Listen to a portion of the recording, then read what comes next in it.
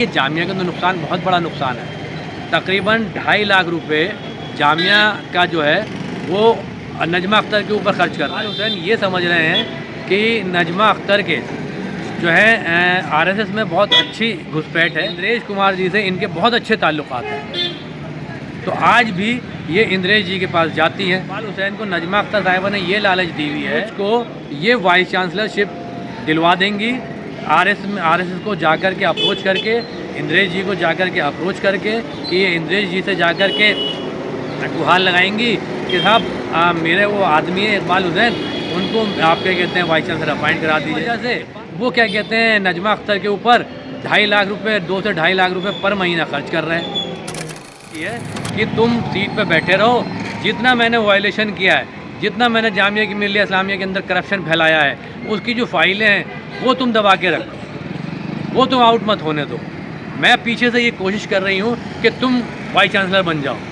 अगर Iqbal Hussain vice chancellor बन जाता है तो जाहिर सी बात है जो नजमा अख्तर ने जो जामिया मिल्लिया इस्लामिया के अंदर करप्शन फैलाया है और करप्शन किया है, तो अल्टीमेटली जो नया वाइस चांसलर आएगा तो वो जो है इन फाइलों को खोलेगा। अगर इकबाल हुसैन के कहते हैं वाइस चांसलर बन जाता है तो ये फाइलें जो करप्शन की हैं, जो गड़बड़ जामिया में नजमा अख्तर करके गई हैं अपॉइंटमेंट के अंदर और इधर उधर, तो सारे के सारा फाइलें इकबाल हुसैन दबा देंगे। भाई साहब ये क्या है कि नजमा अख्तर जो घर में अभी तक बैठी हुई है तो एक्चुअल वाइस चांसलरशिप नजमा अख्तर ही कर रही हैं, वो तो इनकी कठपुतली है। इकबाल हुसैन तो इनका ज़रख़रीद गुलाम है, उनको तो सब सीट पे बिठा रखा है। जिस तरीके से एक कठपुतली को बिठा दिया जाता है कि तुम बैठे रहो, जो मैं ऑर्डर करूं तुम उसको फॉलो करो, क्योंकि इनको ये लालच है कि नजमा अख्तर मेरी मदद करेंगी वाइस चांसलर बनाने के लिए मुझे। और जबकि सब जानते हैं कि आज की डेट में नजमा अख्तर की कोई हैसियत नहीं है कि वो जामिया मिल्लिया इस्लामिया के वाइस चांसलर को अपॉइंट कराए, क्योंकि आज खुद वो रिटायर हो चुकी हैं, 70 साल उम्र हो चुकी है। वो अपने घर पर जा कर के उनको आराम करना चाहिए, अपने नाती पोतों को देखना चाहिए। कि जामिया का तो नुकसान बहुत बड़ा नुकसान है। तकरीबन 2.5 लाख रुपए जामिया का जो है वो नजमा अख्तर के ऊपर खर्च कर रहे हैं। भाई आप ये बताइए कि इकबाल हुसैन कौन होते हैं? Officiating vice chancellor. उनको ये हक़ किसने दिया, उनको ये राइट किसने दिया कि वो 2.5 लाख रुपये पर महीना नजमा अख्तर के ऊपर खर्च करें, जिसके अंदर आपके सिक्योरिटी गार्ड है, ड्राइवर है, गाड़ी है, पेट्रोल है, इलेक्ट्रिसिटी है, पानी का बिल है, 3 गार्ड क्या कहते हैं इनकी सिक्योरिटी के लिए यहाँ रखे हुए हैं, एक गनमैन है उसके अंदर, प्लस 3-4 सफाई कर्मचारी हैं, खानसामे हैं, कुक हैं, माली हैं। ये सारा खर्चा तकरीबन सब जामिया ही तो पे कर रही है। ये नजमा अख्तर कोई अपनी जेब से थोड़ी ना पे कर रही हैं। ये तो वाइस चांसलर के ऊपर फैसिलिटी वाइस चांसलर को दी जाती है। जो वाइस चांसलर होता है वो फैसिलिटी जामिया उनको देती है जब तक वो वाइस चांसलर रहता है। लेकिन जिस दिन वाइस चांसलर रिटायर हो गया उस दिन रात को 12 बजे के बाद जामिया उनके ऊपर 5 पैसा खर्च नहीं कर सकती है। तो ये सिर्फ इकबाल हुसैन को ये लालच है कि नजमा अख्तर जो है उनको वाइस चांसलर अपॉइंट करा देंगी। लिंक हैं भैया, वो कहती हैं कि मेरे लिंक हैं, हर जगह गवर्नमेंट में मेरे लिंक हैं, नरेंद्र मोदी से सीधे क्या कहते हैं मेरे लिंक हैं, आरएसएस में मेरे लिंक हैं, मैं तुम्हें वाइस चांसलर बनवा दूँगी। तुम क्या कहते हैं मेरा काम करते रहो, जो मैंने करप्शन जामिया में किया है उसकी फ़ाइलें बाहर ना आए, उसकी फ़ाइलें तुम्हें दबानी होंगी। मैं आपको एक केस बताता हूँ जो इन्होंने लोन लिया है। ये जामिया बिरादरी के लिए और जामिया जो हम लोग स्टाफ हैं और ख़ासतौर से जो जामिया एम्प्लॉई हम लोगों के लिए डूब मरने का मुकाम है। आज से आज तक कभी जामिया की हिस्ट्री में ऐसा नहीं हुआ कि जामिया ने लोन लिया हो।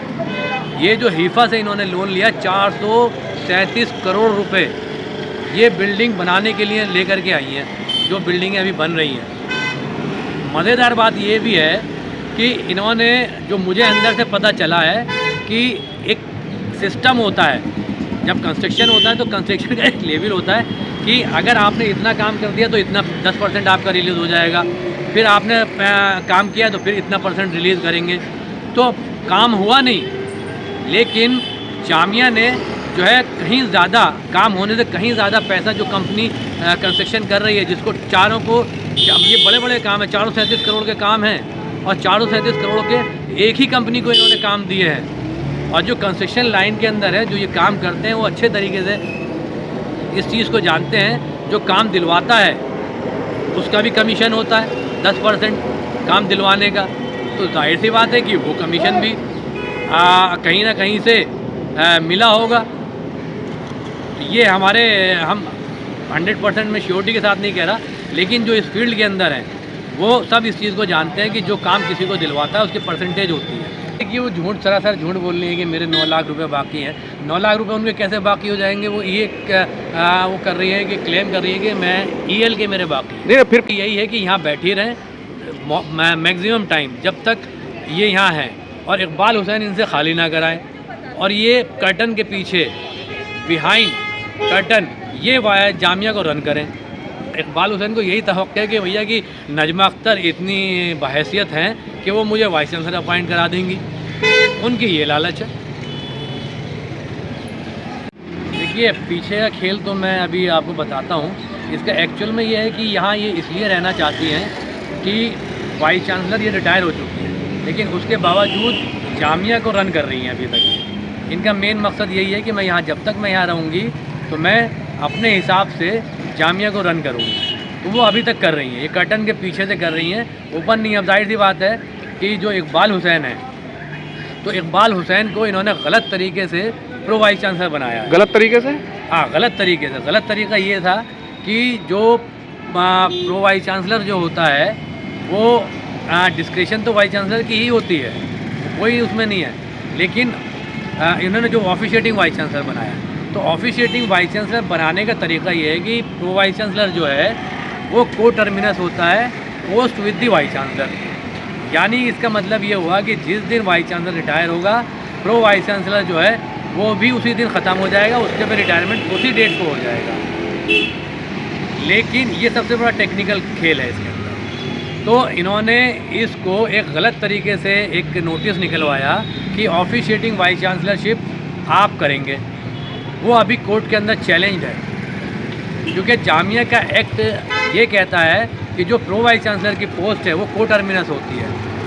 अगर वाइस चांसलर जिस दिन रिटायर होता है उसके बाद जो सीनियर मोस्ट प्रोफेसर होगा वो ऑफिशिएटिंग वाइस चांसलर होगा। लेकिन नजमा अख्तर ने जाते हुए ये खेल खेला कि उन्होंने इकबाल हुसैन को गलत तरीके से डीन बनाया सेकंड टाइम, कि जो जामिया का एक्ट का टोटली खुल करके वायलेशन है। उसके अंदर ये है, जामिया का एक्ट ये कहता है जो पार्लियामेंट से पास है कि फैकल्टी के अंदर प्रोफेसर जो हैं उनमें से बाय रोटेशन जो है वो डीन जो है वो अपॉइंट होगा। लेकिन इन्होंने जो है सेकंड टर्म जो है डीन बनाया इकबाल हुसैन को गलत तरीके से, जो कि नहीं बना सकती थी, एक्ट का खुला वायलेशन है। इनको ये फ़ायदा मिला कि जो ज़मीन का मसला चल रहा है उस ज़मीन के मसले को जो मैंने उठाया अभी चैलेंज है, मतलब कोर्ट ने अच्छा फैसला दिया है।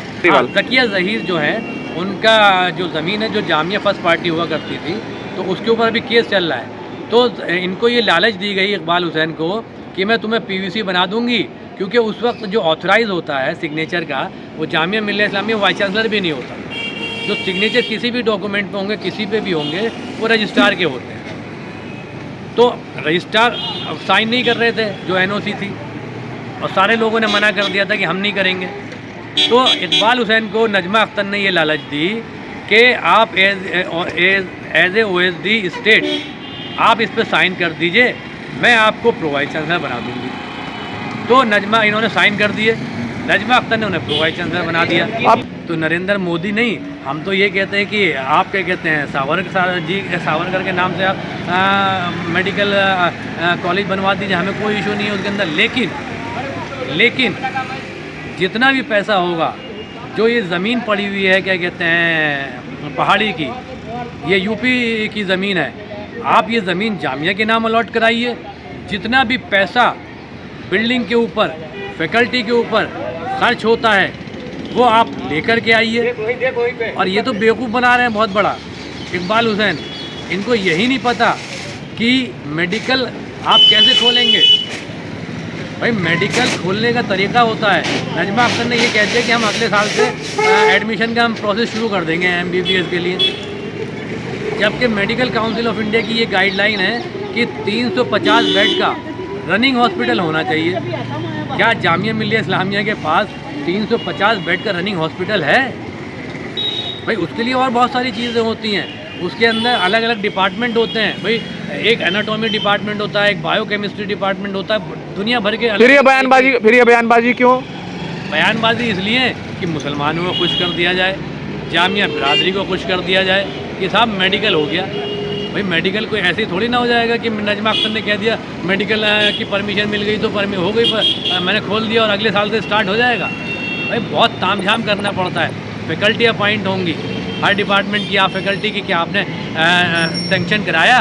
क्या यूजीसी ने या आपको परमिशन दे दी कि क्या कहते हैं हमने आपको 200 की फैकल्टी परमिशन दे दी, सेंक्शन कर दी पोस्टें 200 फैकल्टी की, क्लर्क की हमने कर दी, एडमिनिस्ट्रेटिव स्टाफ की कर दी।